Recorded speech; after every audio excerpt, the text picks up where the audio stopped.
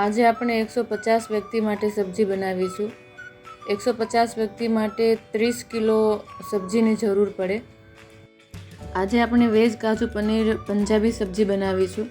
એના માટે અહીંયા મેં 8 કિલો ટમેટા, 8 કિલો કાંદા, 2 કિલો કેપ્સિકમ, 1 કિલો ગાજર, 1 કિલો ફ્લાવર, 500 ગ્રામ આદુ અને 500 ગ્રામ તીખા જે મીડિયમ આવે એ લીલા મરચાં, એ બધું જ આપણે પાણીથી ધોઈને સાફ કરી લઈશું। અહીંયા મેં એક મોટા તપેલામાં 1.5 કિલો જેવું તેલ નાખી દીધું છે। તેલ ગરમ થાય એટલે આપણે એના અંદર જીરું નાખીશું, સાથે સાથે લાલ મરચાં, તમાલપત્ર, તજ, લવિંગ એ આખા મસાલા નાખીશું અને થોડી હિંગ નાખી દઈએ। જેવા આપણા મસાલા થોડા સતળાઈ જાય, સુગંધ આવવા માંડે એટલે આપણે એને અંદર એકદમ બારીક સમારેલા કાંદા નાખીશું।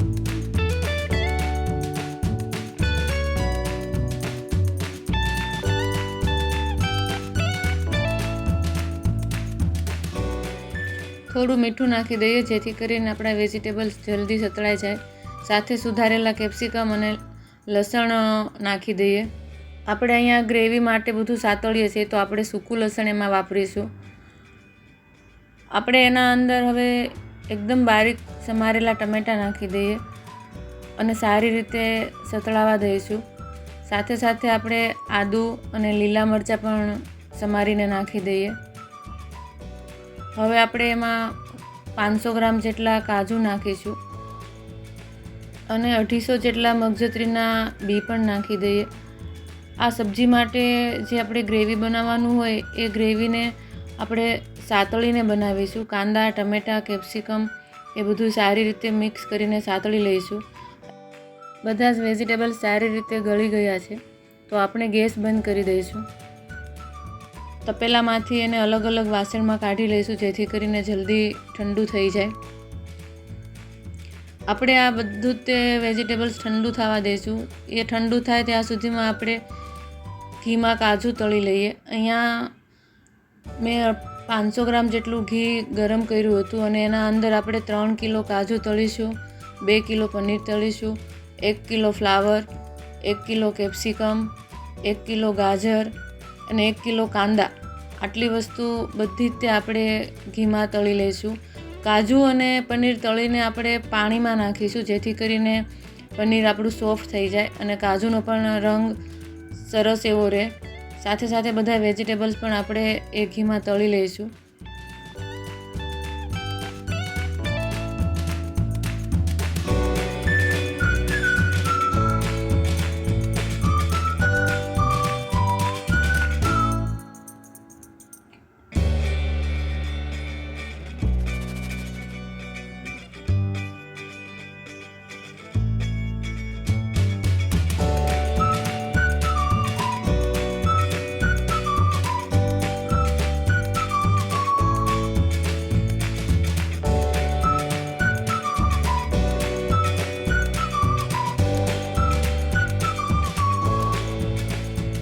અહીંયા આપણા બધા જ વેજીટેબલ્સ તળાઈને રેડી થઈ ગયા છે। કાજુ પનીર પણ તળાઈ ગયા છે અને બધા વેજીટેબલ્સ પણ સબ્જીના તળાઈ ગયા છે। હવે આપણે આ વેજીટેબલ્સની અંદર મસાલા કરી લઈશું।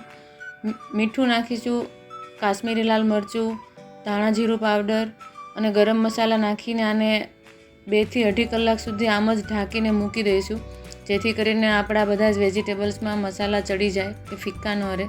ત્યાં સુધીમાં આપણું આ ગ્રેવીનું જે આપણે વેજીટેબલ સાતળ્યું હતું એ ઠંડુ થઈ ગયું છે તો મિક્સરમાં આપણે આ બધા જ વેજીટેબલ્સનું ગ્રેવી કરી નાખીશું।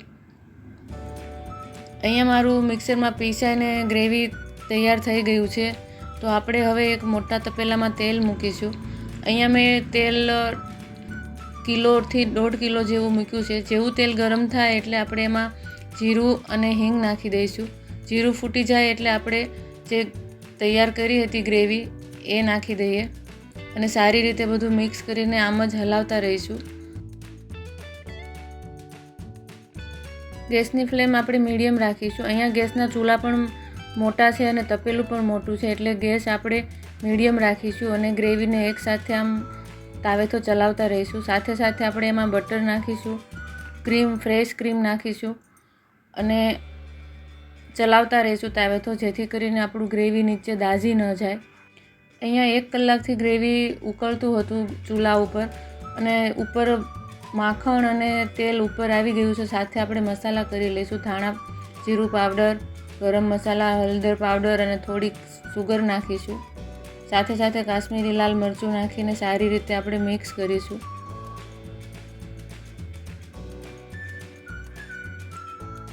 હવે આપણું ગ્રેવી એકદમ સરસ ઘાટું થઈ ગયું છે. તો આપણે જે વેજીટેબલ્સ મસાલા કર્યા હતા એ નાખી દઈશું.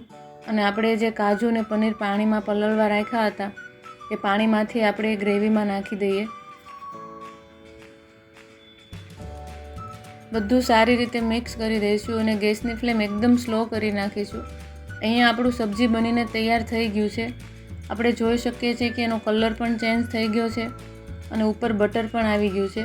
સાથે આપણે એમાં એન્ડમાં આપણે કસૂરી મેથી નાખીશું હાથેથી ચોળીને, અને એક વખત મિક્સ કરીને બધું આપણે ટેસ્ટ કરી લઈશું. કેમ કે આ બહુ બધું સબ્જી છે એટલે જે મીઠું કે એવું કાંઈ થોડા મસાલા ઓછા લાગે તો હજી આપણે નાખી શકીએ. અહીંયા મારું પંજાબી શાક બનીને એકદમ તૈયાર છે.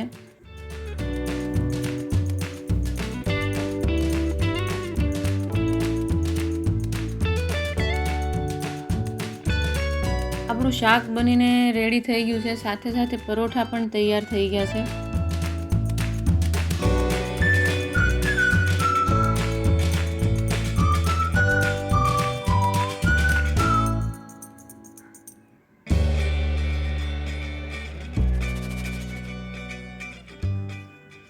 હવે આપણે કાઉન્ટર પર જોઈ લઈએ.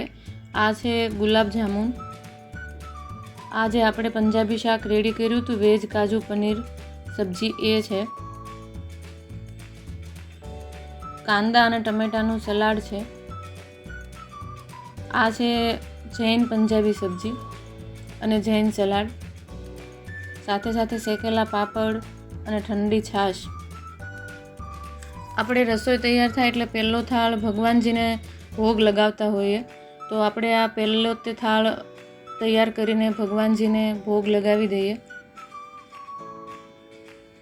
ગુલાબજાંબુ, જૈન સબ્જી, જૈન સલાડ, પરાઠા, પાપડ અને છાશ.